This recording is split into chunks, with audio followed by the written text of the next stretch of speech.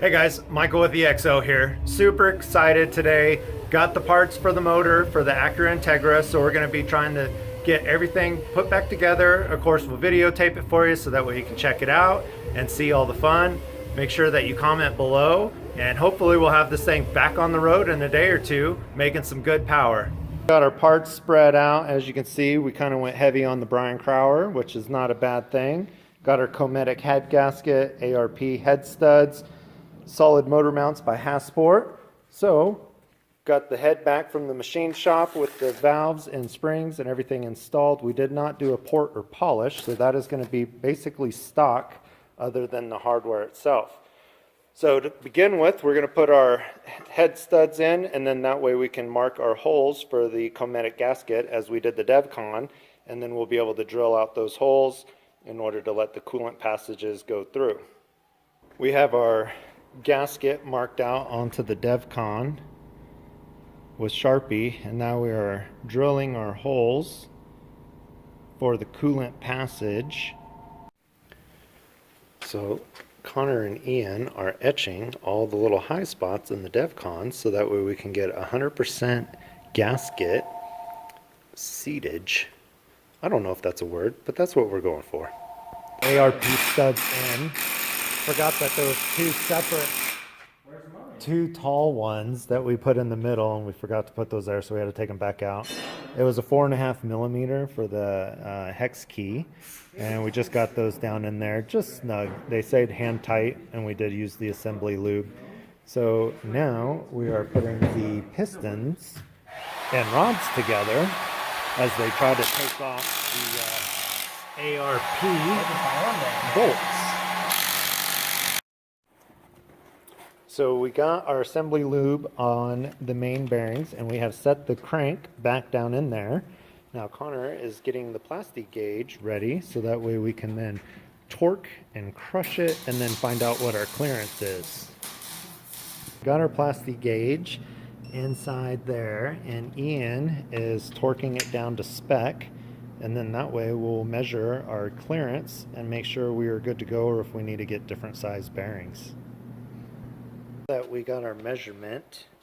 I don't know, we started wiping it away, but basically it was 30 thousandths, and that's where we want to stay in. So we're going to do that to the rest of these main bearings, and then once we are done there, then we'll move to the rods and we'll do the same thing for them and see what clearance we are with those. Connor is putting the rings onto the piston. So there's a lower ring, and then there's the oil ring, and then there's the top ring, and then it goes to two other rings. So there's a lower ring, the oil ring, and an upper ring, and then you have the middle and the total top, and then you want to make sure that the gaps are actually spread out so that way they're not all on top of each other, and you can see the gap in the ring right here. And then that way, everybody's a happy pappy. Checking the clearance for the rod bearings. So we got 1 and 4, or vice versa, 1 and 4 in. And then we already put our plastic gauge in there. And now we're going to torque it down to 15 foot-pounds and then to 24 foot-pounds. And then we'll remove it, measure for clearance. If everything's good, then we will go ahead and grease up the bearings after cleaning the plastic gauge off, and then rotate so that way we can get the pistons in 2 and 3. Now that the bearings are all done and the caps are on to the rods, Ian has gone ahead and cleaned the windage tray for us so it looks brandy new, and we went ahead and installed the oil pump with new seals and then RTV. And so no, that's not a brand new windage tray. Ian just cleaned the crap out of it, so it looks super nice. So we'll get that bolted down. We'll put our seals on for the oil pickup tube and be able to get everything back up and running. Oil pump is on. Everything's cleaned up. decided that we're going to go ahead and put in the turbo return on the oil pan before we get it all sealed up, just since we are already here, and then that way we only have to do the gasket one time. We just need to get a cap so we can plug it, so while it is not turboed yet, we're not leaking oil everywhere. So we'll get the hole drilled, get that welded in, get the gasket reinstalled.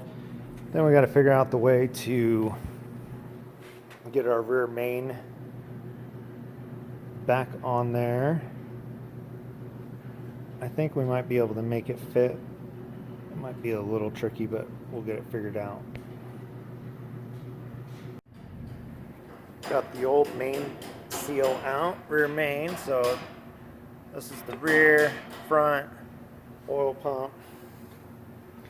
So now I got the new one in here, and I'm just doing RTV for the rest of the gasket. So I got a nice bead on there. So now I will spread that around and then add a little bit to the actual engine side on the back side of there. And I feel like I can get the 10mm bolts in there with no problem. So I'm gonna go ahead and slide that guy on there and get that buttoned up, and then I'll drill my hole for the oil pan and get the oil pan put on. And then we'll go ahead and get the head gasket and put the cylinder head on there. We have the timing belt, but we're still waiting on the cam gears, which should be here soon. Cam gears came in, so we got some Golden Eagle adjustable. Unfortunately, I had taken the bit that I needed to drill my bigger hole for the oil return line. I left it at the house after swapping toolboxes, so I will have to do that after the fact. So what I think I'm going to go ahead and do is get the motor flipped back over. I like that that rhymed. And go ahead and start doing the top end, and then that way we can at least get the cylinder head on there, get the timing or the cams installed, do the cam shafts, as well as the water bump, timing belt, the tensioners, and everything else.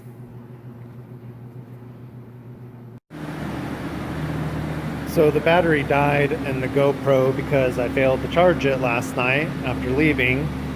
So we got our cam gears. We did end up getting the cam seals, so those are here today. So I'm going to throw the seals on. Once I get those seals on, then I will go ahead and get everything tightened down, torqued to spec, so that way it is a happy pappy. And then we'll go ahead and start putting the timing components on there, as well as the water pump. And that way we can go ahead and get this thing in time and do some manual revolutions, make sure everything guides smoothly. Did go ahead and put the crank position sensor in as well. And we do have the timing kit. Oh, we went with the Continental kit with the water pump. And then, oh, I got the cap for the AN fitting, so that way we can then tap the oil pan for the turbo return line and then cap it off until such a time of the turbo installation, and we will go for there. So cam seals are in, and then we went ahead and torqued all of the caps down. RTV on the end caps. Cam cap seal as well, and then we got the new O-ring for the distributor. Distributor is over there on the cart. We'll put that on later, and then that way it is all set. 88 inch-pounds. We're going to put the timing belt on and then adjust the valves and continue forth. So now that we got everything on, we are oiling it up so that way it has a nice smooth roll instead of it being metal on metal. So now that we got everything torqued down, Ian is actually doing the valve clearances on the exhaust side, and I believe it is 25 millimeter for the exhaust and 20 millimeter for the intake. So as he drags it through there, he's just making sure he has a nice drag feel, but not too loose and not too tight. So we have to rotate it around so that way the cam lobe is facing up when we check it. So now he's doing the last one here and simply getting them pointed to the top. So the super dampener is now on from ATI and torqued down. We got the cam gear cut out on the valve cover itself, and then went ahead and got the valve cover all installed with new gasket, RTV in the corners, and everything torqued down 88 inch-pounds. So now I just need to put the distributor on and then install the oil pan once we weld the bung.